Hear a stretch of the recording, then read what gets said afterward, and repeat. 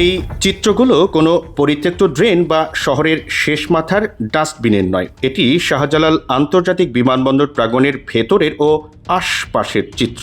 এখানে অবহেলায় জমা হয়ে রয়েছে নোংরা পানি, চারদিকে ছড়িয়ে ছিটিয়ে আছে অপচনশীল প্লাস্টিক বর্জ্য আর ময়লার স্তূপ, যা কেবল পরিবেশ দূষণই করছে না, বরং হয়ে উঠেছে মশার নিরাপদ এক প্রজনন ক্ষেত্র।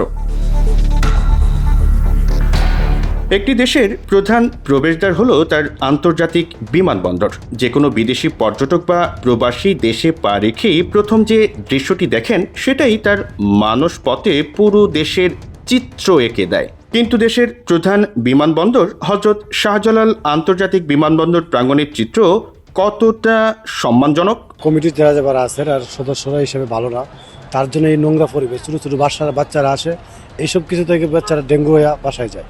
তার জন্য পরিবেশটা আরো সুন্দর চাই আমরা। প্রতিদিন হাজার হাজার প্রবাসী ও আন্তর্জাতিক যাত্রী এই বিমানবন্দর ব্যবহার করেন, কিন্তু নেমেই মশামাছির উপদ্রব আর বিষাক্ত নোংরা পরিবেশ দেখে তাদের অনেকেই ক্ষোভ প্রকাশ করছেন। ডেঙ্গু মশার যে অবস্থা, যেই ময়লা যে দুর্গন্ধ, অবশ্যই এটা খারাপ।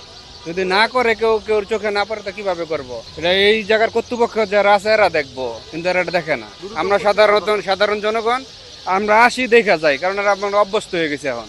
আন্তর্জাতিক এই বিমানবন্দরে মশার উপদ্রব ও অব্যবস্থাপনা নতুন কোনো ঘটনা নয়। একাধিকবার মহামান্য হাইকোর্ট থেকেও বিমানবন্দর ও সিটি কর্পোরেশন কর্তৃপক্ষকে কঠোর নির্দেশনা দেওয়া হয়েছিল, কিন্তু বাস্তবতা বলছে কাগজে কলমে নির্দেশনা থাকলেও মাঠ পর্যায়ে কোনো ধরনের উন্নতি নেই। বিশাল মেগা প্রজেক্ট আর আধুনিক টার্মিনাল নির্মাণের পাশাপাশি প্রাঙ্গণের প্রাথমিক পরিষ্কার পরিচ্ছন্নতা বজায় রাখা কি খুব বেশি কঠিন কাজ? এই প্রশ্ন প্রবাসী বাংলাদেশিদের। রনক হাসান, ভিশন 24, ঢাকা।